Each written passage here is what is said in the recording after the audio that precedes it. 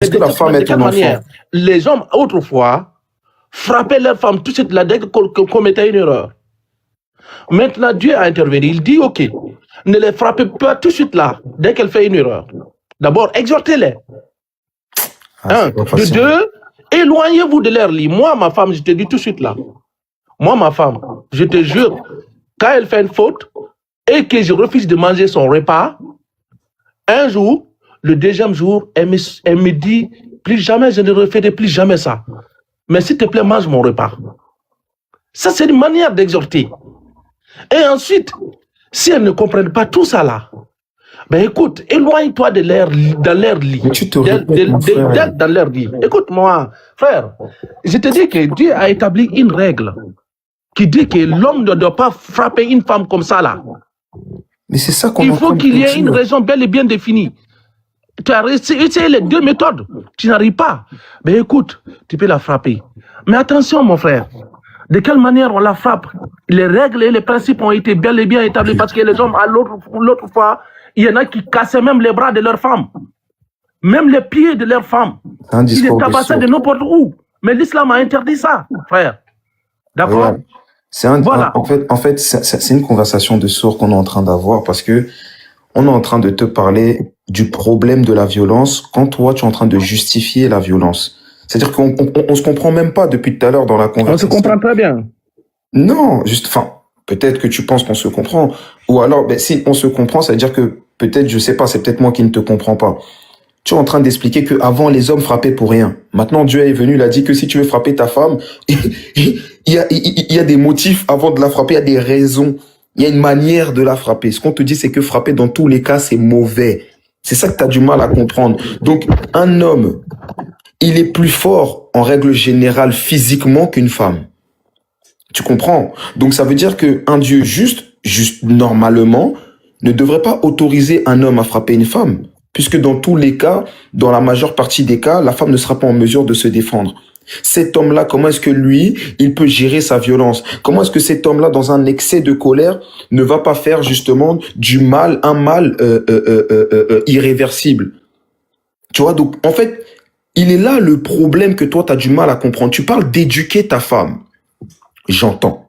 Mais on éduque l'enfant. Donc pour toi, la femme est comme ton enfant que tu dois éduquer. Si ce que tu me disais là, ça marchait dans les deux sens, j'aurais pu comprendre. Sauf que ça ne va que dans un seul sens. Si toi, demain, ta femme te manque de respect, elle, ce qu'on va lui demander, c'est après plusieurs tentatives d'autres stratagèmes, le plus grave, la dernière option sera de te quitter, de demander le divorce. Ça, c'est pour la femme. Alors que pour l'homme, on lui dit, tu peux la frapper pour qu'elle change d'avis et qu'elle rentre dans les rangs. C'est là que moi, je suis en train de te dire qu'il y a un problème. Pourquoi est-ce que elle, justement, elle n'aurait pas l'autorisation de lever la main sur l'homme aussi? Si on est dans la justice, tu vois? D'accord. Donc, c'est-à-dire que quand c'est son tour à elle doit faire ce qu'on lui dit, sinon on peut la frapper. Mais quand c'est le tour de l'homme, il doit pas forcément faire ce qu'on dit. Et si jamais, il doit faire ce qu'on dit, mais s'il ne le fait pas, elle doit juste le quitter. D'accord. Écoute, maintenant, regarde, je te dis ça tout de suite là. Moi, je te prendre l'exemple toujours sur moi parce que je ne peux pas prendre sur quelqu'un d'autre. Et moi, avant de me marier avec ma femme, j'étais très grossier et j'étais très dépensier et je faisais n'importe quoi de ma vie.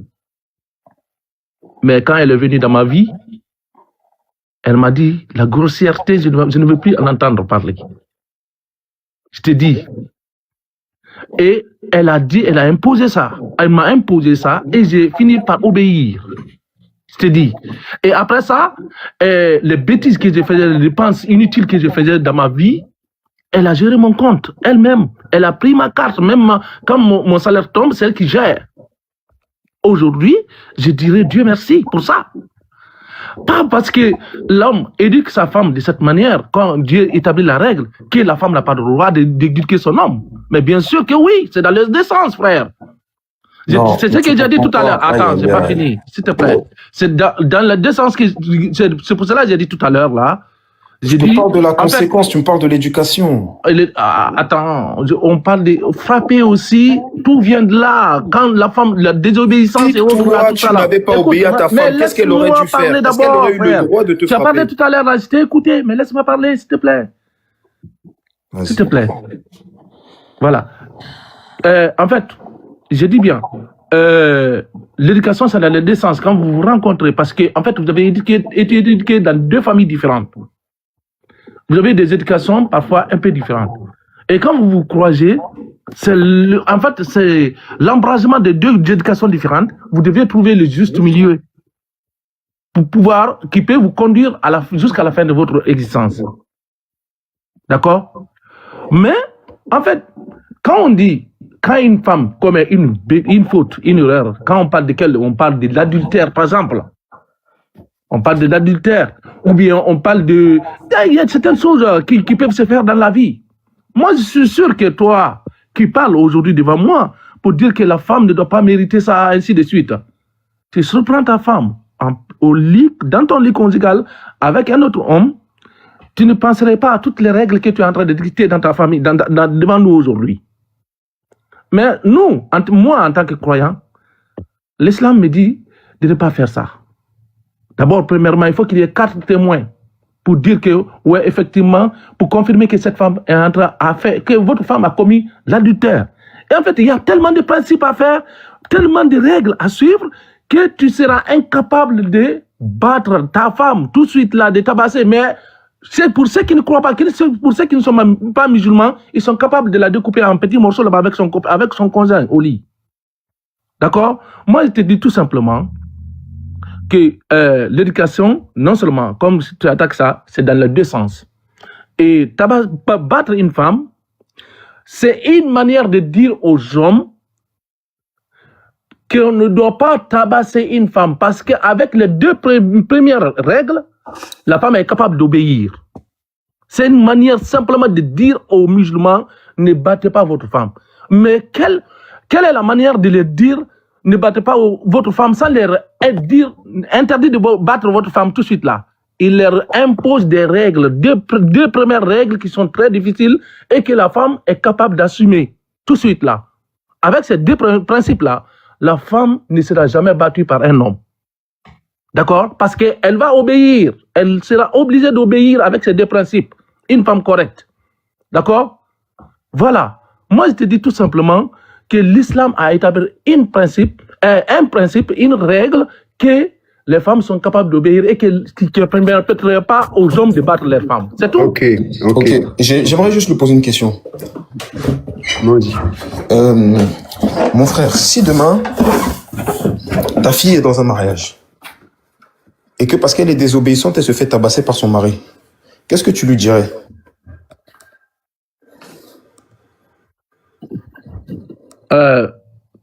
Qu'est-ce que je dirais? Le fait que ma fille est désobéissante et qu'elle se fait, si ça se fait dans les règles de l'art, en tant que croyant, je ne dirais absolument rien. Wow. Je dirais simplement à ma fille d'obéir aux recommandations de son mari. J'ai rien d'autre à ajouter. Tu as entendu, Modian, tu as entendu. J'ai rien d'autre à ajouter. Otep à tout le monde, bonjour. Alors, Modian, tu as compris le personnage. On a avec nous un frère, Jojo Ben, et le problème, c'est qu'il est tellement matrixé par le système religieux qu'il est obligé d'essayer de donner ce que j'appelle une crédibilité à la loi de son Dieu. Et donc, par ce fait, il va te tordre tout, il va rentrer en contradiction. Il est même en train de te dire que le texte dit de ne pas frapper. Le texte dit de ne pas frapper, c'est ça que ça veut dire. Tellement son cerveau il est tordu, mon frère. C'est une manière. Mon frère, arrête. Voilà. Ne parle pas. Ne parle pas, je t'ai pas coupé.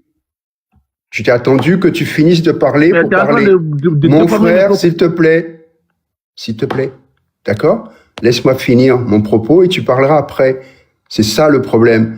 Donc, toi, puisque tu parles là en ce moment, tu es en train de légitimer ton Dieu et tu as besoin de trouver une excuse, une parade pour pouvoir attester que c'est normal. C'est valable aussi pour les petits-enfants. C'est valable pour tout ce qui se passe dans le Coran et dans la Bible. C'est le même système de raisonnement. Vous voulez toujours légitimer ce que votre Dieu fait et ce que votre Dieu dit pour dire c'est normal. Tu te rends pas compte de ce que tu viens de dire? Si ma fille se fait tabasser par son mari, eh ben, il n'a qu'à obéir. Est-ce qu'une femme, c'est un enfant? Quelle sourate qui dit à la femme de taper aussi son mari? Il n'y a pas d'égalité, monsieur, là-dedans. Il y a une répression fondamentale. Et c'est pour ça que beaucoup de femmes se retrouvent au poste de police tabassées par leur mari. Pourquoi? Parce qu'ils comprennent le texte à la lettre. Et ce sont des musulmans comme toi. D'accord? Ils se retrouvent au poste de police parce que tout simplement, ils n'ont pas lu le livre, peut-être comme dans la manière dont toi tu dis. Ils l'ont lu tout simplement. Eh ben, il faut taper. Eh ben, ils tapent. Parce qu'il y a aucun exégète avec eux. Il y a aucun personne avec eux pour leur expliquer ce que toi tu es en train d'expliquer. Parce que c'est marqué, frappez-les. Non, mais Éclaireur. il y a les exégètes sont clairs, on a le droit de frapper les femmes. Mais bien sûr, les exégètes n'ont pas changé. Il n'y a pas de, c'est un consensus, hein. Il n'y a pas de divergence. Ne bouille pas, tu as assez parlé là. Ne bouille pas ton texte là, arrête, tu te tais s'il te plaît, tu écoutes, parce qu'on t'a écouté, d'accord? Arrête de rentrer là-dedans, tu es brouillé, ton esprit est déjà brouillé par ton texte. Tu as besoin de justifier le fait que Dieu, un Dieu tout-puissant, dit, besoin de le justifier. Est-ce que, si on est juste, est-ce que tu voudrais que, si tu ne comprends pas quelque chose, ta femme te frappe? Est-ce que ce serait bon pour toi, ça? Ça, tu le sais que c'est pas bon pour toi. Alors, c'est aussi pas bon pour la femme non plus. Et même ton Dieu a dit, c'est bon pour la femme, l'homme, rien. Ok? Voilà ce qu'on appelle de l'injustice. Vous n'êtes pas sur le même plan. Et toi, tu dis à ta fille, obéissez à votre mari. Ta fille, c'est un enfant. Ta fille n'a pas le droit de se défendre. Voilà pourquoi vous condamnez les femmes. Et toi, tu as commencé ton propos en disant, le Coran, c'est le premier livre qui a emmené la femme le plus haut possible. Tu mens. La sourate 434 te prouve le contraire. Il faut baisser les femmes. Une femme ne vaut pas plus qu'un chien, dit le Coran. D'accord? Arrête, s'il te plaît. Reviens à la réalité et reconnais que, bon, c'est comme ça. Dis c'est comme ça, mais ne me dis pas, c'est pas vrai. C'est vrai. Le Coran nous permet de taper nos femmes. Point. Ok? Donc, arrête avec ton système. Pourquoi? Parce que toi, tu veux te défendre. Pourquoi tu veux te défendre? Tu n'as pas à te défendre? Mais non, tu te défends pas toi. Tu défends ton Dieu. Tellement tu es fou dans ta tête. Tu défends ton Dieu. Tu te défends pas toi, parce que toi-même tu dis, oui, mais je vais prendre une première solution, je vais prendre la deuxième solution, mais Dieu a dit quand même, il y a la troisième. Après tu viens me dire, oui, lequel d'entre vous athée ne va pas taper sa femme? Mais oui, nous on est athées peut-être, ok, mais nous on n'est pas Dieu. On ne régit pas la loi de Dieu. Mais toi, tu es régi par la loi de Dieu. C'est Dieu qui t'a dit, il faut le taper. Et c'est comme ça que moi, si je prends ce livre-là, je donne à mon fils va faire quoi? Eh bien, il va dire au papa, comme papa tape maman, eh bien, c'est tout. Je vais taper ma femme aussi. Voilà ce que vous transmettez de génération en génération comme mauvaise chose. Et aujourd'hui, nos institutions, la logique humaine, te démontre qu'on est plus grand que Dieu. On est plus juste que Dieu. On est meilleur que Dieu. On est capable de respecter une femme. Chez nous, il y a des reines. À quel moment l'empire musulman a traité qu'il y a des reines? On a eu des reines chez nous. Vous avez mis quand des reines? Vous, les musulmans, les arabes, ils ont mis quand des reines devant? C'est tout. Voilà la différence. Parce que leur livre leur a dit que la femme doit être en dessous. La religion abrahamique a détruit la femme. Alors que nous, même nos dieux dans nos religions cosmologique, Dieu avait une femme chez nous. Osiris, Isis et un fils. Une femme, un dieu homme, et une déesse femme, un dieu homme et un fils. Et vous, la religion abrahamique a détruit la femme. Il a enlevé la femme, il a mis à sa place, il a mis quoi? Le Saint-Esprit. Ils ont transformé ce que nos ancêtres ont fait de plus logique et élémentaire, l'égalité, parce que la nature fonctionne mâle et femelle. Mais vous, non, vous n'êtes pas d'accord. Vous avez transformé le Saint-Esprit. Après, vous avez trouvé que le Saint-Esprit ne va pas. Vous avez dit un Dieu unique, point. Mais en attendant, fils, il Il y a un fils quand même. Donc vous avez détruit la femme, vous avez maudit la femme depuis le commencement. Et c'est pour ça vos textes, ce sont des textes de manipulation, ce sont des textes de soumission. Vous êtes soumis. Mais à quel moment vous allez être libre? C'est ça votre problème. Et pensez par vous-même. Toi, tu penses par toi-même. Quand je t'entends, je vois que tu penses par toi-même. Mais qu'est-ce que tu dis finalement? Ouais, mais à la fin, tu dis, non, il faut la taper. Pourquoi? Parce que Dieu a dit, il faut la taper. Mais droit dans ton cœur, je sens que tu dis c'est pas normal. Mais tu continues à aller dedans dans le mur. Pourquoi tu ne peux pas dire non, c'est pas normal? Dieu, pourquoi tu voudrais que je tape ma femme? C'est pas un enfant quand même. Raisonne de ta propre bouche, mais tu fais la moitié du chemin. Va jusqu'au bout et reconnais que c'est pas normal de taper. Pourquoi? Parce que toi, tu voudrais pas que ta femme te tape parce que tu comprends pas. C'est pas parce que tu comprends pas. En même temps, tu dis une femme, c'est pas une chemise. C'est pas une chemise, on la jette pas, on est là pour être ensemble. Alors parce qu'on est là pour être ensemble, il faut que c'est toi qui dois la taper tout le temps. Mais elle, est-ce qu'elle a le droit de te taper? Non, parce que c'est pas marqué dans le Coran. Il y a aucune sourate qui dit que la femme doit taper son mari. Alors, s'il te plaît, reviens à la raison. Tu as la parole, mon frère. Vas-y. Merci, franchement. Merci pour ton allocution. Brillamment fait, vide de sens, quelque part. Voilà. Parce que, en fait, tu n'as pas compris les cheminements qu'on a établis et qu'on a commencé à faire, lui, le frère qui est en bas de toi, là, et moi. En fait, lui, c'est le mot frapper femme. Pour lui, ça ne doit pas exister. C'est tout simplement ça. D'accord? Parce que si on rentre dans les méfaits et tout ça, là, moi, je vous enverrai dans cette culture africaine que vous êtes en train de bonifier aujourd'hui, que cette culture est quelque part.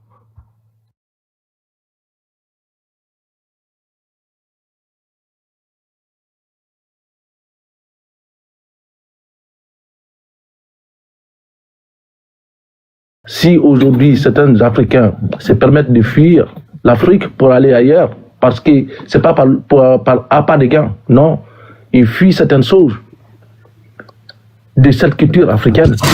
Nous le savons tous entre nous ici. Aujourd'hui, nous parlons parce que dans un livre, Dieu a écrit frapper la femme. On dit que ça c'est mauvais, c'est méchant. Mais cette culture africaine que nous aimons tellement, que nous apprécions tellement, dedans, il y a des choses, si on les était ici devant tout le monde, on va se quitter à quai de poisson. D'accord? Parce que si je commence à exposer tout de suite là, certaines choses, vous n'allez pas m'aimer et vous allez me faire descendre. Je le sais. Non, pourquoi cela? Fais-le, je comprends pas bien. Est-ce que je peux te poser une question? Non, avant de me poser la question, est-ce que tu me permets de parler quand même de cette culture africaine? Totalement, après je suis pas l'autre, mais moi j'y vois pas d'inconvénient. Ok, je vais exposer juste une chose, juste une petite chose.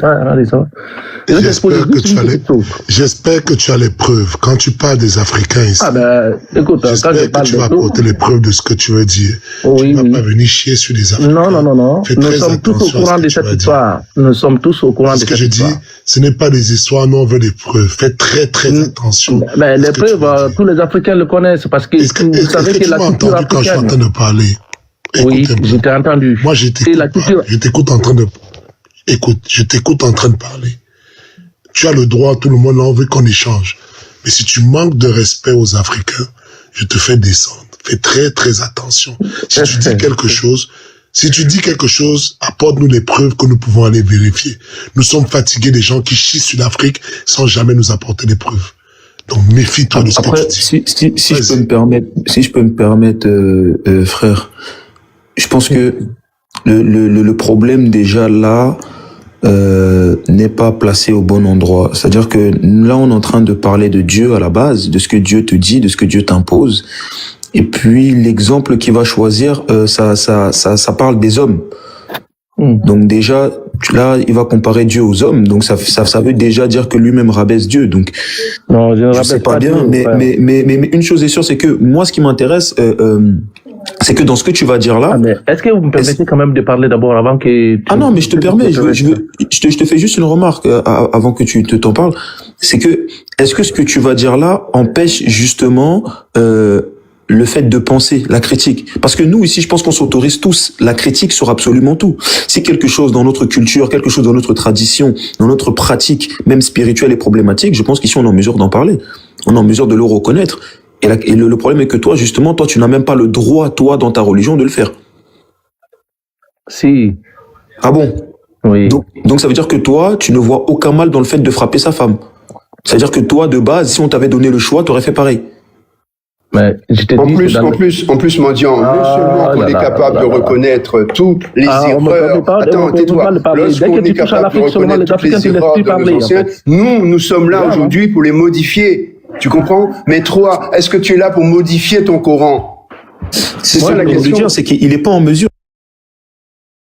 Il n'a pas. On reconnaît ce qui n'a pas été. On n'a pas dit que nous sommes parfaits. On n'a jamais dit que nous étions parfaits. Il y a des erreurs chez nous. Oui, on le reconnaît. Et aujourd'hui, nous sommes là sous ce panel-là pour modifier, pour rectifier, pour ajuster, pour remettre à jour ce qui ne va pas chez nous. Et c'est pour ça que ça s'appelle la Renaissance. On ne va pas tomber dans la bêtise encore de votre religion. Donc, de ce fait, on est capable d'écouter tout ce que tu veux. Mais en attendant, si tu veux, ce que nous avons fait n'est pas écrit dans un bouquin et on ne transmet pas ça à nos enfants. Merci. Écoutons du coup ce qu'il va dire, c'est intéressant peut-être. Merci. Du coup, vas-y, Joali Bib, tu voulais parler de ce qu'il y a de mauvais dans la culture ou les traditions africaines. Ouais. Non, ce qu'il y a de mauvais et de pire dans les traditions africaines, je donne un exemple simple. Si on ne me vire pas avant qu'ils ne finissent, je prends les albinos à témoin. D'accord? Je prends les albinos à témoin qui craignent tout dans leur vie, dans leur petite vie, à chaque fois qu'ils sont à découvert, sans protection, dans certains pays africains. D'accord? Ils sont pris pour des trucs de sacrifice. Pour s'enrichir, pour devenir puissant, ou pour devenir quoi que ce soit. D'accord? Donc, aujourd'hui, les albinos sont pourchassés comme des animaux de la forêt, dans certains pays. Tu viens de commettre une erreur tellement basique. Non, attends, mais du coup, ça, c'est dans la culture africaine. Ok, c'est intéressant. Du coup, maintenant, la question que je te pose, c'est, est-ce que ce que tu viens de dire là, toi, tu connais des Africains qui viennent et qui te disent que non, ça, c'est pas une mauvaise chose, nous, c'est comme ça qu'on fait et c'est une bonne chose. Tu connais des Africains qui le disent, ça, toi? Mais c'est que les pratiques le disent. Non, c'est pas ça la question. C'est là qu'il est le problème. Là, pour eux, c'est bon. Non, Joali Bib, soyons honnêtes. Oui. Est-ce que c'est ce qu'on transmet à nos enfants comme règle? Soyons honnêtes dans le sens où, là, quelqu'un t'a sorti un verset et toi, tu es OK avec le verset. D'accord? Nous, là, tu nous dis quelque chose qui est atroce. Il n'y a personne ici qui va te dire que cette chose est une bonne chose. Et je te mets au défi de me trouver quelqu'un qui dit que ça, c'est une bonne chose. Donc, ça veut dire que tu vas exactement dans le sens de ce que je disais tout à l'heure. Entre toi qui n'es pas en mesure de dire ce qu'il y a de mauvais dans ta pratique, et nous qui sommes totalement clairs sur ce qu'il y a de mauvais, est-ce que tu vois pas qu'il y a un fossé? Est-ce que ça, c'est... Quand toi tu nous parles de cette histoire d'albino, est-ce que quelqu'un ici peut te dire que c'est une bonne chose? Et bien sûr que c'est mauvais, encore heureux que c'est mauvais. Oui, heureux que ce soit mauvais. C'est dans la culture africaine. Qui va dire que c'est bien de sacrifier des c'est dans la culture africaine, oui. Non, ce sont des choses qu'on doit éradiquer, monsieur. On va pas transmettre ça à nos enfants. On ne transmet pas ça à nos enfants. C'est pas écrit dans aucun livre, ça. Est-ce que vous l'admettez, oui ou non? Oui, on l'admet. Oui, il y a des gens qui ont fait ça en Afrique et c'est dégueulasse. Et ici, tout le monde est d'accord sur ça. Donc maintenant, toi, est-ce que toi, tu es en mesure de nous dire ce qu'il y a de dégueulasse dans le Coran? Attendez, Benoît, est-ce qu'il peut nous donner une source de ce qu'il dit? Déjà, parce que c'est une chose. C'est une chose. Attendez un peu. Mon frère, ne sois pas aussi. Écoute, quand tu as parlé tout de suite, je ne t'ai pas coupé. Oui, mais quand tu demandes des choses comme ça, c'est un peu bas. S'il y a une chose que je déteste que tu fasses, il y a les reportages et autres. Non mais frère Béli, moi je pense que en réalité ce serait noyer le poisson que de lui demander des sources, parce que je pense qu'il ne sera pas en mesure de trouver des sources, mais ce sont des faits qui ont déjà été avérés, mais ça ne veut pas dire qu'on peut le généraliser à toute l'Afrique. Mais dès lors que c'est déjà arrivé, c'est ce qu'il veut utiliser. Mais oui, mais le problème c'est ceci. Un des trucs que nous autres nous faisons, c'est de dire, il va parler d'un cas isolé quelque part, ou un certain nombre de choses, des méfaits d'une personne, et de parler de toute l'Afrique. On doit identifier ce qu'il est en train de dire. Et c'est facile de venir chier sur toute l'Afrique comme ça. À un moment donné, nous-mêmes, on doit se respecter. Bien. Je ne suis pas en train de dire, mais je dis, il ne peut pas venir dire que les Africains le faisaient. Et que c'est quelqu'un quelque part. Voilà. Et à un moment donné, aujourd'hui, nous, on parle des musulmans parce que c'est écrit dans un livre. Mais justement, c'est là où je mets le doigt. C'est ce que je lui dis, justement. C'est que, en fait, on n'a même pas besoin de rentrer dans toutes ces considérations-là, dans le sens où lui-même, dans son allocution, il a dit certains pays d'Afrique. Donc, on sait parfaitement que c'est pas partout. Mais, en fait, pourquoi je me prends pas la tête à rentrer dans les détails? Parce que, ici, on sait parfaitement que ce sont des cas isolés. Mais lui, justement, prend ça pour argument. Mais on n'a même pas besoin de trop épiloguer. Partons du principe que cela soit acté. Ok. Qui a déjà dit que ça, c'est une bonne chose? Qui le revendique? Personne. Donc, le sujet, il est où? Dans le fait que lui, ce qui est écrit dans son livre, il n'est pas en mesure de le réfuter. À aucun moment, il n'est en mesure de dire que ça, c'est mal, ça, c'est pas bien, ça, c'est pas bien. Et c'est sur ça qu'on est en réalité. Là, il nous pose quelque chose. Partons du principe qu'il y a déjà des Africains qui l'ont fait. Nous, on dit ça, c'est une mauvaise chose. Même s'il y a que 10 Africains qui l'ont fait, ok, 10 Africains l'ont fait, nous, on dit c'est mauvais. Tout le monde dit que c'est mauvais. Personne n'en fait l'éloge. Et ça, ce n'est pas une culture. Est-ce que toi, tu es en mesure de faire la même chose? Elle est là, la question. Est-ce que tu es en mesure de dire une seule chose qu'il y a de mauvais dans le Coran? Non. Ta raison ne te le permet pas. Mes frères. Bonjour, monsieur. Bien sûr. Attends, juste Adnan, j'aimerais juste entendre Choualib. Choualib, est-ce que tu es en mesure de nous dire une seule chose qu'il y a de mauvais, comme tu viens de le faire vis-à-vis de tes frères africains? Est-ce que tu es en mesure de nous dire une seule chose de mauvaise dans ta religion? Dans ma religion, dans le livre de ma foi, il y a des choses dedans qui sont très dures à assumer. Pas dur à assumer. Je te demande quelque chose de mauvais. Mais laisse-moi parler, s'il te plaît, frère. Non, mais parce que là, tu veux modifier la question. Dieu, on t'a demandé. Non, mais laisse-moi. Non, j'ai pas dit que je modifiais. Je dis bien. Il y a des choses qui sont très dures dedans, compliquées à assumer. C'est pas ça la question.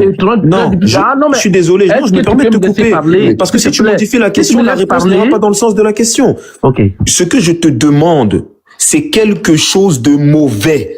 Fais pas semblant de ne pas comprendre. Tu nous as donné quelque chose de mauvais. La question tout à l'heure, c'était qu'est-ce qu'il y a de mauvais chez les Africains? Tu l'as dit. Il n'y a rien de mauvais. Voilà ta malhonnêteté maintenant. Voilà, ça s'arrête là, la discussion s'arrête là. Si tu donc si tu n'es pas en mesure de voir ce qu'il y a de mauvais chez toi, pourquoi est-ce qu'on va critiquer que tu t'aides dans chez les autres? Ne vous basez pas sur ça pour dire que ouais, vous voyez, on a raison. Non, c'est pas une question d'avoir raison, c'est que tu n'es pas honnête.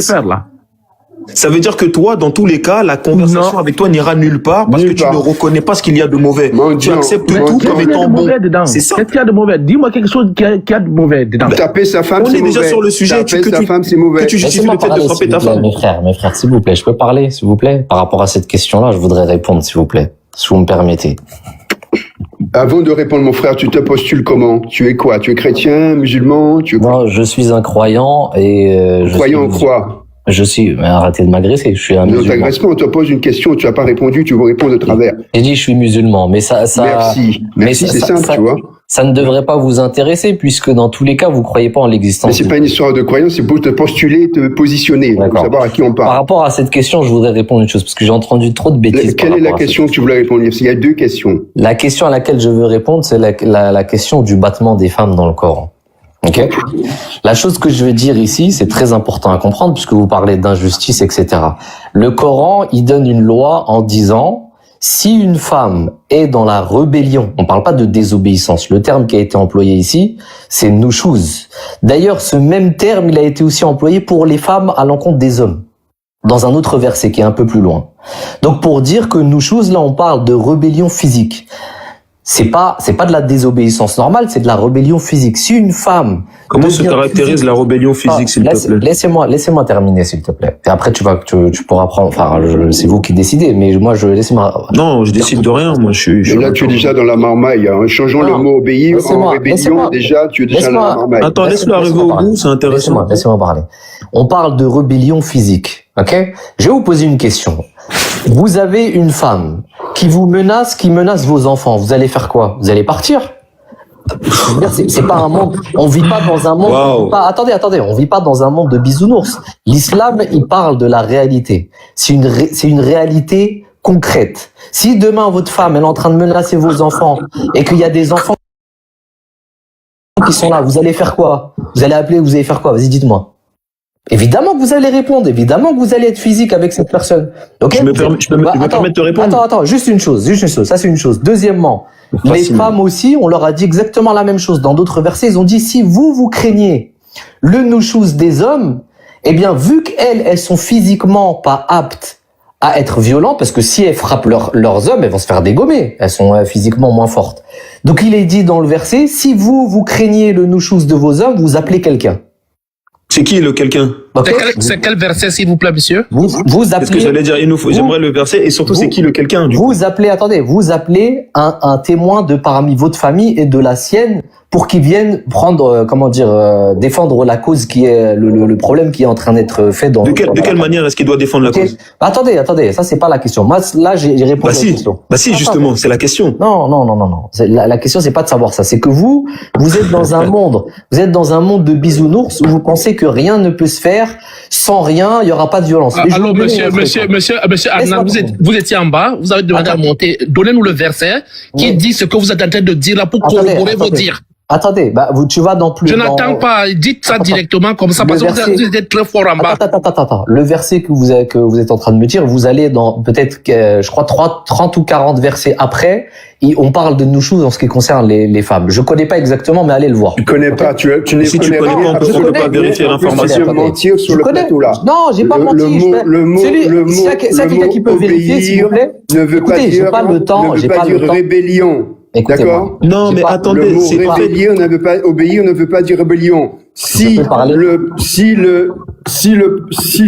Comment dirais-je, le Coran avait voulu écrire rébellion, il aurait écrit rébellion. Ok. Non, on parle Arrête de raconter des histoires là. Le frère en bas était mieux que toi. Laissez-moi finir mon raisonnement. Adam, tu nous amènes rien sur ce plateau là. Ok, très bien. Rébellion et obéissance, ça veut rien, c'est complètement. Très bien. Excuse-moi Dieu, tu as raison. Laisse-moi parler, s'il te plaît. Laisse-moi terminer mon raisonnement, s'il te plaît. Et après, je ne termine pas, s'il te plaît. On attend le verset pour corroborer. Attends, j'ai pas le temps. Moi, j'ai le temps. Pendant que tu parles, moi, je cherche le verset. Écoute-moi. C'est pas la peine. Juste une dernière chose avant de partir, ok, s'il vous plaît. Non, tu pars pas. Ok. Même si, admettons qu'il n'y ait pas de verset, il n'y a rien du tout, ok? Non, ça n'existe pas. C'est donc pas la peine de prendre la parole ici. Attends. Non, c'est pas la peine. Mais laisse-moi pas. Pourquoi t'as peur? N'importe quoi. Le verset est devant nous, tu me dis s'il n'y a pas de verset. Il y a un verset, on parle du verset. Il y a un verset, mon frère, il y a un verset. S'il te plaît, donne-le. Je suis dans le tafsir, là. Donne-le tout de suite. Laisse-moi juste terminer mon raisonnement. Si vous me laissez pas parler, non, ton raisonnement ne tient pas. C'est de la merde. Le verset, il est là, on parle du verset. Est-ce que vous pouvez me laisser parler? Ce que tu as dans la tête ne nous intéresse pas, mon frère. Vous êtes comme des femmelettes, là. On a une femme qui est montée. On va laisser une femme se devant. Laissez-moi, s'il vous plaît. Non, on ne te laisse pas. Il y a une femme qui est montée là. Mais pourquoi vous avez peur? On va laisser une femme. On n'a pas peur. On n'aime pas des imbéciles, des idiots. Vous avez peur de quoi? Parce que tu racontes des idioties. Non, mais vous me laissez même pas parler. Comment tu sais que je raconte des idioties? Tu me laisses même pas parler. Tu as déjà parlé. Tu as déjà transformé le mot. J'ai pas terminé. Si vous voulez rester sur ce panel, monsieur, si vous voulez rester sur ce panel, laissez la dame parler. Allez-y, madame Hope. Otep. Otep. En fait, depuis je suis là, je suis dans le live, j'écoute un peu ce que chacun a à dire et surtout les religieux. En fait, moi, je connais pas trop le Coran parce que je suis sorti de la religion, ça fait bientôt 15 ans aujourd'hui. Mais ce qui me chagrine toujours, c'est lorsqu'on parle des femmes. Parce que, je sais pas si Dieu, en fait, ont catégorisé les êtres humains et ils ont mis des femmes. Moi, je vais parler des femmes noires, surtout les femmes noires au plus bas de l'échelle. Parce que lorsqu'ils ont catégorisé les êtres humains, ils ont mis leur peuple élu, dont les blancs, les arabes, les juifs, comme on veut. Après, ils ont mis leurs femmes. Après, ils mettent les hommes noirs ou bien les esclaves. Et nous, les femmes, nous sommes encore bien en deçà de tout le monde. C'est où ça, madame? C'est dans quel livre ça, madame? Je parle pas de livre, je parle de la réalité. De quelle réalité? La musique, Madame Hope, la musique vient de chez vous? Oh, De quelle réalité, là? c'est pour les enfants. Excusez-moi, c'est pour les enfants. Bon, je disais. De quelle réalité, s'il vous plaît, madame? Dans ces livres, on dit les gens ont le droit. Dans lequel, madame? Dans lequel? Par exemple, moi, je connais pas les Bible. Elle est en train de parler. Elle donne son ressenti. Donc, laissez-la dire ce qu'elle a à dire. Après, mais je sais que dans des livres saints, on dit un maître a le droit d'avoir des esclaves. Ce qui veut dire que si une femme noire est déjà esclave, elle a le droit de se faire frapper par son maître. Et après, elle rentre chez elle, elle a le droit de se faire frapper par son mari. Donc, à tout moment, elle se fait frapper. Juste parce qu'elle ne désobéit, elle désobéit ou bien parce qu'elle donne son point de vue, à tout moment, elle se fait frapper. Et ça, c'est normal parce que c'est le Dieu qui l'a dit. Mais je sais pas si vous comprenez même ce que vous dites. Mais lorsque vous désobéissez, qui vous frappe? Qui a le droit de vous frapper? Moi, ce que je comprends pas, c'est votre raisonnement. Parce que là, vous partez du constat qu'on vit déjà dans un monde qui a des lois et qui est civilisé. Mais je vais vous donner un exemple tout simple. Demain, la société, elle s'effondre. Il n'y a plus de loi. On parle de collapsologie aujourd'hui. C'est tout à fait possible. Déjà, il y a une 3e guerre mondiale qui arrive. Ok? Il n'y a plus de loi. On va faire comment? Allez, dites-moi. Comment on va faire? Vous partez tous du constat, parce que vous parlez tous. Mais qu'est-ce que vous racontez? Mais laissez-moi terminer. Non, c'est moi qui parlais, monsieur Adnan. C'est moi qui parlais. Je peux pas vous laisser parler. C'est moi qui parlais. Non, mais vous avez posé une question. Non, je suis désolé. Non, vous ne me posez pas la question. Nous sommes dans une société. Vous, c'est votre façon de voir. Chez nous, moi, je viens parler pour les femmes africaines. Comme mes frères ont dit tout à l'heure, nous sommes des reines. Alors, moi, je comprends pas comment est-ce qu'on n'a pas le droit de dire à son mari ou alors à qui que ce soit de dire, je suis pas d'accord du fait d'être taguée de désobéissante et d'être frappée. Mais déjà, c'est pas vrai. C'est ça, mais c'est ce qu'on a lu dans Bérénice, le monsieur là, tu as donné à la dame la parole, mais le monsieur là, il a un esprit condescendant. Il coupe la parole à tout temps à la dame. C'est ça qu'on dit depuis. On dit si ta femme te désobéit, alors tu quittes sa chambre, tu fais ceci. Mais lorsque l'homme lui désobéit, qu'est-ce qu'on fait? Mais justement, c'est pas de la désobéissance. On parle pas de désobéissance. On parle de nushuz. Nushuz, ça veut dire de la... Bon, est-ce que, je sais pas, on fait comment, là? Parce que, moi, j'aimerais monter pour lui, ainsi, il va pas la parole. J'aimerais réagir si la sœur a fini. Ouais, il faut le virer. Donc, en fait, moi, je vais finir tout à l'heure. Et en fait, je disais que c'est cette affaire, parce que cette affaire de dire toujours les femmes, nous ne sommes pas des enfants, nous ne sommes pas les enfants de nos hommes. Non, si nous sommes là aussi, c'est parce que nous devons être traités au même titre que des hommes. Nous sommes des êtres humains. Alors, toujours dire, si la femme désobéit, l'autre a dit tout à l'heure, bah oui, elle est venue avec son éducation et si elle ne comprend pas, je la frappe. Mais toi, ton éducation, peut-être ta femme, elle ne comprend pas aussi ce que tu dis.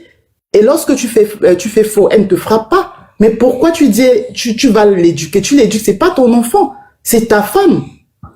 Ouais, mais comme je dis, nous les femmes africaines, et je l'ai dit tout à l'heure en bas, parfois, si mes sœurs qui ont le choix, qui restent dans les religions, peut-être, là, on a le droit de les frapper, parce que je sais pas pourquoi une femme qui a le choix reste dans ces religions sexistes et génocidaires, en fait. Celles qui n'ont pas le choix, je peux comprendre. Mais celles qui ont le choix et qui sont d'accord avec cette façon de penser, moi, je les comprends pas. Et bon, là, elles vont se faire frapper, en fait, parce que c'est leur choix, là, maintenant.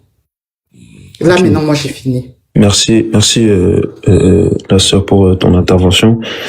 Moi, j'aimerais juste revenir sur ce que Adnan a dit là. Malheureusement, quand tu t'exprimes, tu as modifié le contexte de ce qui a été lu sans aucune preuve. Donc déjà, pour réfuter ce que tu dis, c'est compliqué parce qu'on va se baser que sur ta parole. Mais si on ne se base que sur la parole, en réalité, ça ne vaut rien parce qu'il n'y a pas de preuve de cela. Ce qui est factuel, c'est qu'on a lu désobéissance. Toi, tu parles de nushuz et que tu dis que c'est une forme de rébellion. Et cette rébellion-là, déjà, c'est marrant parce que le mot que tu emploies, rébellion, c'est-à-dire que tu te rebelles. Dans rébellion, c'est-à-dire que tu es contre ce qui est mis en place. Ok? Donc, c'est déjà cocasse le terme que tu emploies et tu dis que dans cette rébellion-là, il est question d'actes physiques. Donc, en gros, ce que tu nous dis, c'est que si la femme devient violente, alors on peut être violent envers elle. Voilà, c'est ça. Bah, vas-y, réponds à ma question. Mais justement, non, écoute, s'il te plaît. Non, fais pas ça avec moi, s'il te plaît. Mais t'as pas répondu à ma question que j'ai posée initialement. Mais tu me poses pas de questions, je suis en train de parler. Si que je termine, ensuite tu parles. Te menace. Monsieur Adnan, monsieur bien noir, monsieur Adnan, fermez votre micro. C'est quoi ce comportement que t'as? Je comprends pas. Moi, généralement, je descends les gens comme ça, mais c'est parce que tu es en train d'échanger avec les autres. Vas-y, termine ce que t'as à dire, pardon. Laissez les Après, autres. tu ne le fais pas par rapport à moi. Si tu as décidé de faire descendre quelqu'un, tu fais descendre. Moi, j'aimerais juste mettre en exergue justement cette malhonnêteté dont il fait preuve, parce que il nous parle de quelque chose qui ne nous prouve pas, et il nous dit que c'est parce que la femme devient violente qu'on te dit que tu peux être violent envers elle. Alors que ce qui est écrit, on parle bien de désobéissance, c'est-à-dire qu'on parle du comportement de ta femme dans la vie de tous les jours et de ce que tu attends d'elle.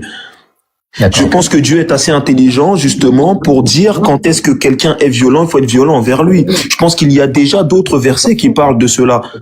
Du œil pour œil, du dent pour dent. Ça, il y a déjà des versets qui parlent de cela. Donc pourquoi est-ce qu'il faut préciser que si ta femme, malgré on t'a déjà dit que quand quelqu'un te frappe ou quand quelqu'un est violent envers toi, tu as le droit aussi par réciprocité de te défendre. Ça, c'est déjà écrit. Pourquoi préciser que si ta femme est violente, tu as le droit de la frapper?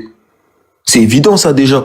Donc, moi, c'est ça que j'aimerais que tu prouves, parce que on veut lire avec toi le verset là, ou les tafsirs, en tout cas, ce qui te permet d'interpréter ce que tu viens de dire de cette manière. Et je vais aussi te dire une autre chose, c'est qu'il y a énormément de savants qui ont déjà répondu sur ce verset, et à aucun moment il n'est question de rébellion physique dont tu parles. Donc ça, c'est juste de la malhonnêteté. Justement, tais-toi là-dedans. Justement, on fait donc si tu n'es pas en mesure de nous donner le verset, tais-toi.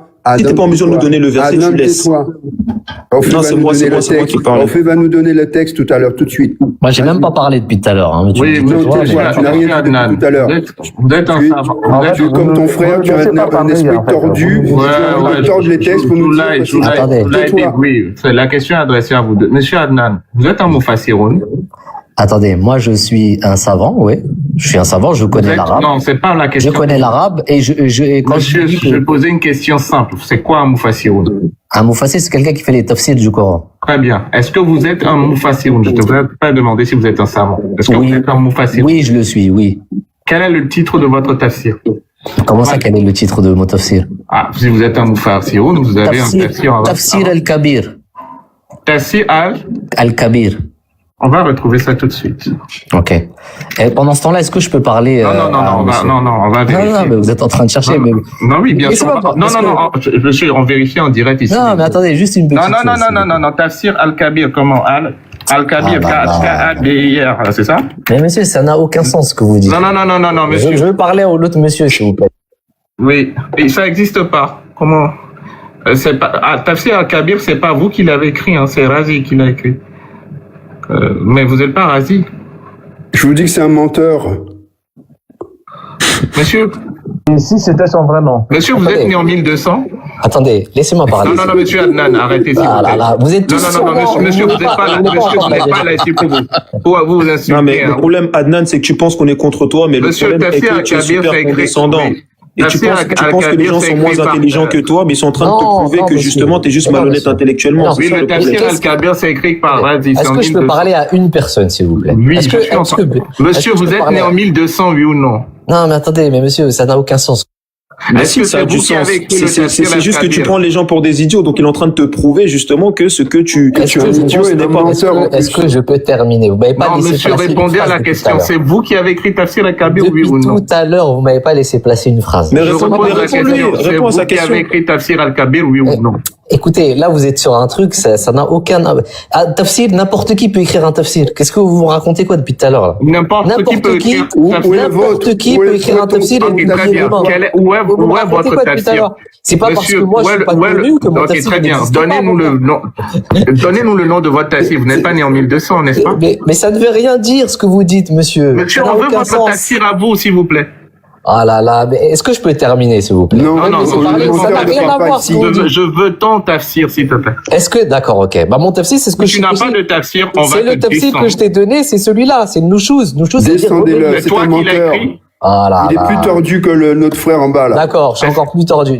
Peu importe. Est-ce que c'est toi qui l'as écrit? Laissez-moi terminer mon raisonnement, s'il vous plaît. Monsieur, je m'en fous de votre raisonnement. On va vérifier d'abord quelque chose. Est-ce que c'est vous qui l'avez écrit?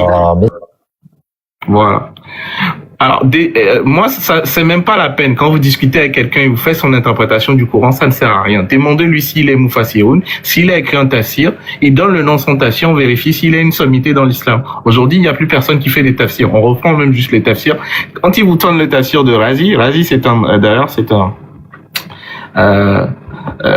Ash'ari, hein. Donc, c'est des gens qui ont une façon de voir l'islam de manière différente. Et quand bien même, on va voir les commentaires de Razi, c'est de la merde.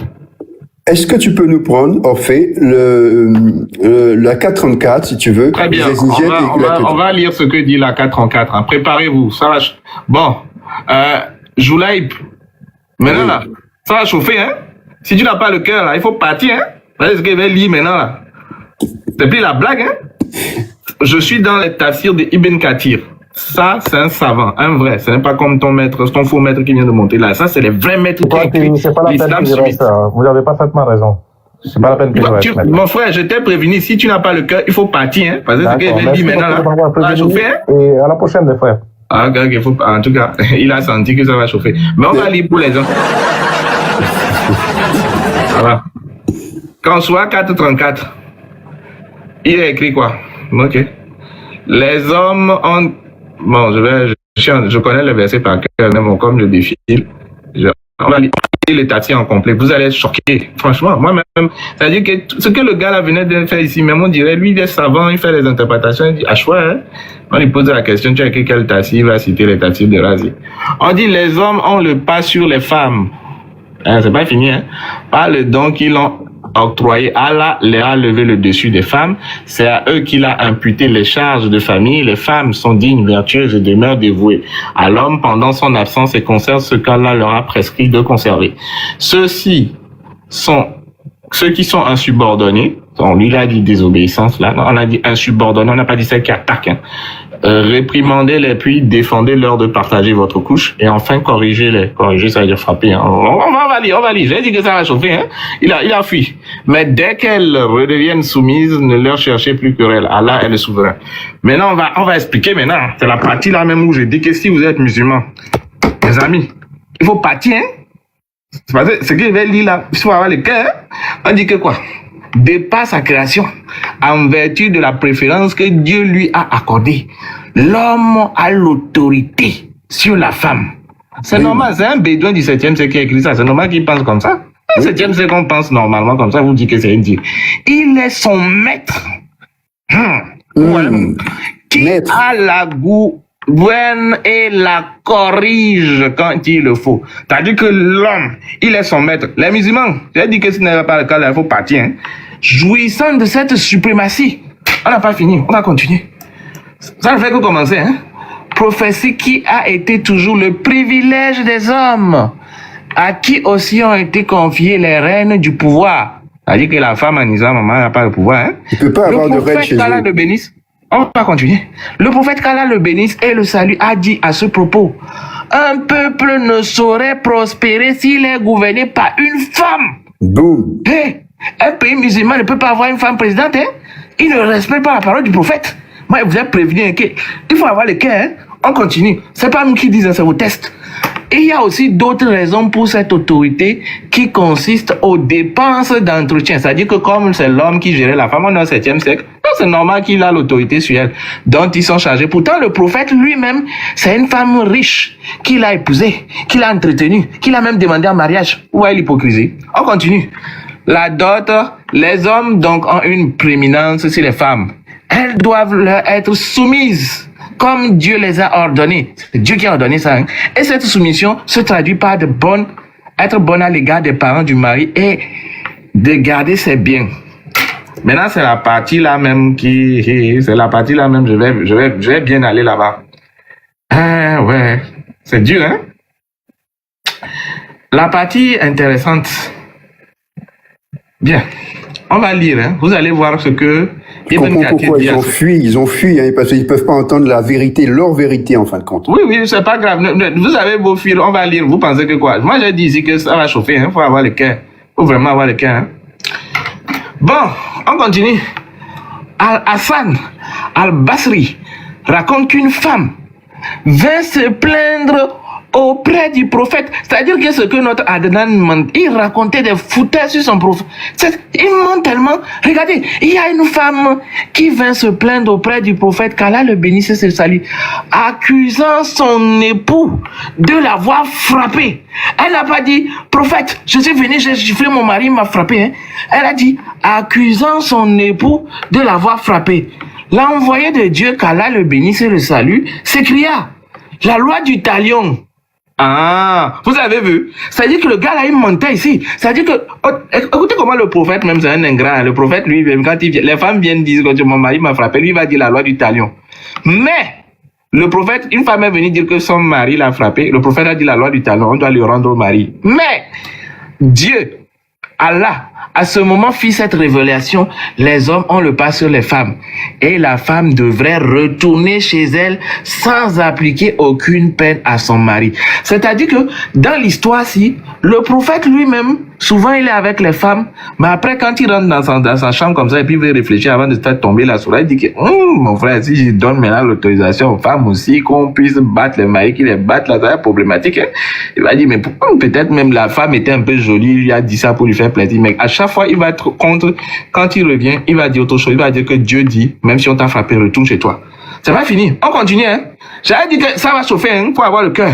Quand Ali ben Abi Talib, il raconte que l'envoyé de Dieu, qu'Allah le bénisse et le salue, ordonna d'annuler l'époux d'une femme qui venait de se plaindre en lui disant, il m'a frappé et voilà les traces de sa brutalité sur mon visage. L'envoyé de Dieu, qu'Allah le bénisse et le salue, lui répondit, il n'a pas le droit de le faire. À chaque fois, il va dire, dès qu'il voit la femme comme ça, il va dire, on va pas le droit. Mais Dieu fait, c'est-à-dire, à chaque fois, il va dire non. Et puis Dieu, à cette occasion, fit se descendre ce verset. Et le prophète d'Allah, le bénisse et le salue, dit, j'ai décidé une chose, mais Dieu la décision de Dieu est différente. C'est-à-dire que, même le prophète, il est gentil, hein. Mais Allah, lui, dit, frappez les femmes. D'ailleurs, même, vous pouvez laisser des traces sur son corps. Il n'y a pas de problème. J'ai dit que, c'est pas fini, hein. Dieu montre que les femmes vertueuses sont pieuses, soumises à leur mari et préservent le secret de ce que doit être préservé.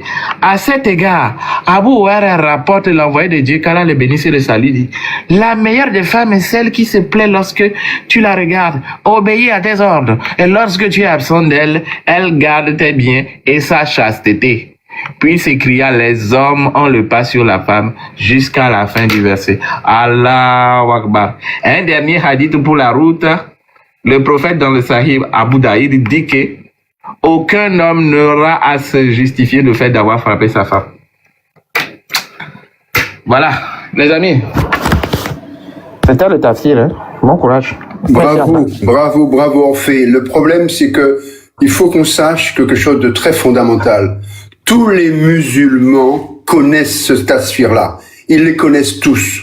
Lorsqu'ils montent sur ce panel-là, ils mentent en tant que menteurs. Ils sont en train d'annihiler le cerveau. Leurs cerveaux sont complètement brouillés dans le mensonge qu'ils veulent faire passer le mensonge pour une vérité. Et ils te disent que finalement, c'est pas ce que ça veut dire. Alors qu'en réalité, ils savent très bien, fondamentalement, que l'écriture le dit. Et c'est ça le danger aujourd'hui avec ces religions, de capable de transformer la vérité écrite, leur vérité écrite, en mensonge et venir se présenter devant nous comme ça. Non, ça c'est fini. Nos parents ont subi ça, mais nous on dit non. Et nos enfants diront non à ça, ce programme-là. Ce programme-là de mensonge, on ne le veut pas. Il est hors de question d'imaginer aujourd'hui que je vais transmettre ce type d'enseignement à mon fils. C'est pas vrai. À toi la parole. Je termine par ça, c'est un petit gage, c'est bonus, c'est gratuit. Hein. C'est-à-dire que je sais que comme je l'ai dit que j'ai fini là, vous êtes revenus. je vous attendais. Dans le même tafsir, on dit comment l'homme doit traiter sa femme lorsqu'elle est insubordonnée, c'est-à-dire lorsqu'elle désobéit. Et je vous attendais. Elle lui désobéit ou le méprise. La réprimander et lui rappeler le châtiment d'Allah, le Dieu des musulmans, le droit du mari est la vertu de sa dépense pour elle et de ses bienfaits. L'envoyé d'Allah le bénisse et le salue, il dit, si j'avais le droit, écoutez ce que le prophète dit, hein. Il dit que si j'avais le droit d'ordonner à une personne de se prosterner devant un autre, puisque c'est seul Allah on doit faire ça, j'aurais demandé à la femme de se prosterner devant son mari. C'est-à-dire que selon la mentalité du prophète bédouin du 7e siècle, c'est-à-dire que si après Dieu là, si normalement les autres êtres humains, à part les hommes, doivent se prosterner devant quelqu'un, c'est devant leur mari. Vous voyez à quel point la femme est diminuée. Maintenant, ça c'est le bonus, ça les musulmans ils adorent ça.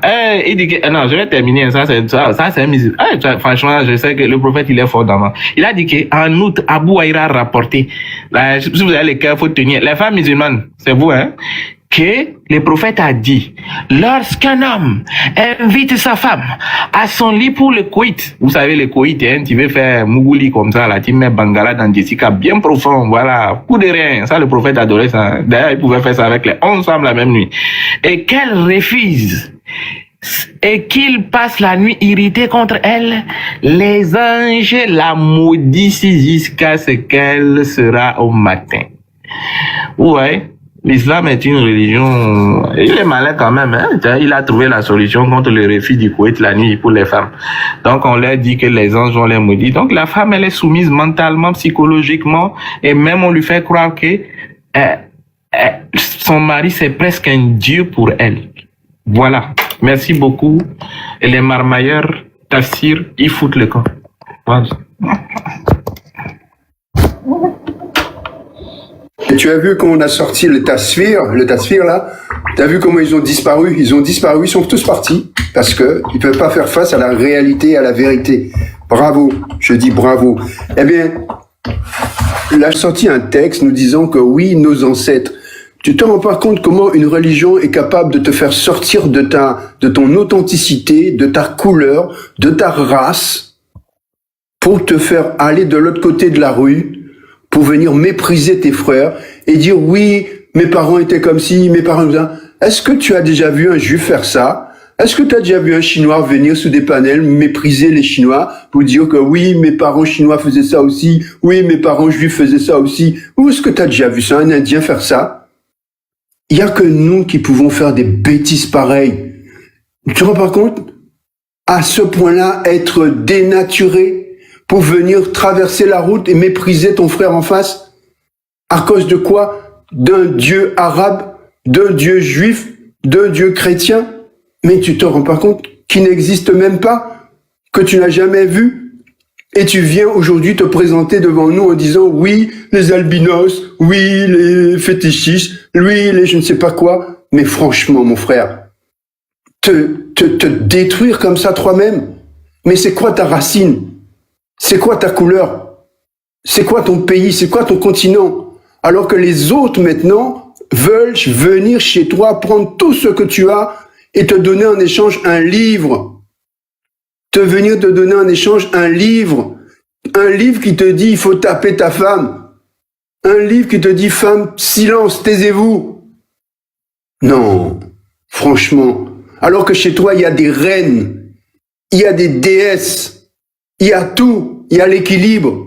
Et toi, tu viens me mettre de la merde dans ma tête. La merde dans la tête de mes enfants.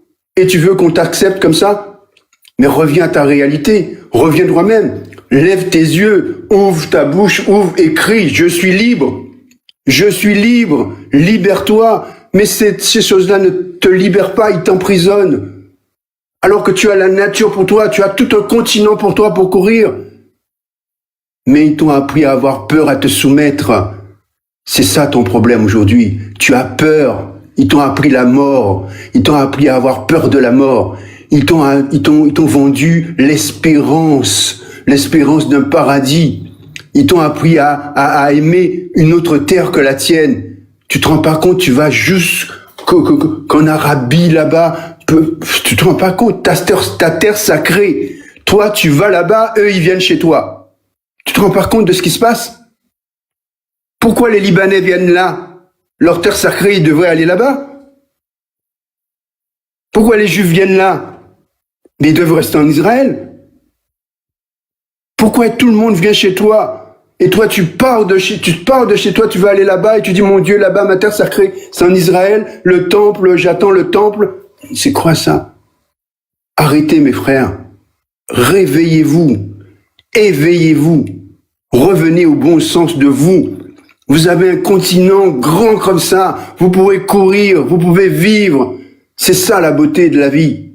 C'est pas de se soumettre à rien. Apprenez la technologie, apprenez la science. Parce que ces livres-là ne vous apprennent absolument rien. Il n'y a rien de technologique, il n'y a rien de scientifique, il n'y a rien de mathématique dans ces livres-là pour faire votre société avancer. Les Chinois n'ont pas besoin de ces livres-là pour se perfectionner. Avec le travail, l'éducation, ils sont devenus numéro 1. Mais nous aussi, on peut faire ça. On n'a pas besoin. C'est pas avec la Bible que les Chinois sont venus numéro 1. C'est pas avec le Coran qu'ils sont venus numéro 1. C'est avec l'éducation. Ils n'avaient pas besoin de ça. Ah, arrêtez s'il vous plaît. Arrêtez. Ça sert absolument à rien de continuer comme ça. On va à la mort. Notre argent à nous, nous donnons au pasteur, nous donnons à l'église. L'église, c'est le numéro 1 ou le numéro 2 propriétaire terrien au monde. C'est-à-dire, le mec qui a le plus de terres au monde, c'est l'église. Vaticano. Le mec, il vient avec sa Bible, il a des terres, il a des bâtiments, rien, avec rien, il n'achète rien, mais il a. Pourquoi? Parce que nous leur donnons, c'est nous qui leur donnons. En plus, les églises envoient de l'argent au Vatican, tous, qu'ils soient protestants, qu'ils soient catholiques, ils envoient tout leur argent là-bas, leur argent part. Ils savent même pas que leur argent parte là-bas. Si l'argent restait même chez nous au pays, on dirait, bon, il a construit un bâtiment, il a fait travailler des gens, il a fait de l'agriculture autour. L'église ne fait rien. Rien. C'est avec nous-mêmes que nous faisons nous-mêmes. Après, il dit, c'est eux qui ont fait. Notre propre argent, notre propre or, qu'ils volent et qu'ils viennent nous redonner encore, ils disent, c'est nous qui avons fait. Mais ils ont pris l'argent où? Tu crois qu'ils ont pris l'argent en Europe, en Allemagne, en Angleterre, en France, pour venir emmener pour nous? C'est ça la tricherie. C'est notre propre argent qu'ils nous donne, il faut semblant de nous donner quelque chose. Ce n'est pas vrai. Ils nous volent, après ils nous donnent un centime sur le vol. Et puis là, tu dis, oui, l'église a fait ça, l'église a fait des hôpitaux, l'église a fait des écoles. Non, mon frère, l'église n'a rien fait. Il est venu te voler tes affaires, il est venu peut-être aussi te le ramener différemment. Et comme ça, tes yeux sont bouchés. Mais nous voyons clair, nous sommes des éveillés aujourd'hui. Nous ne pouvons pas accepter ce vol. Il faut que ça s'arrête. Alors, ça veut s'arrêter que si vous vous réveillez. Mais si vous continuez à leur donner votre argent, ça va pas aller. Je laisse la parole. Bonjour.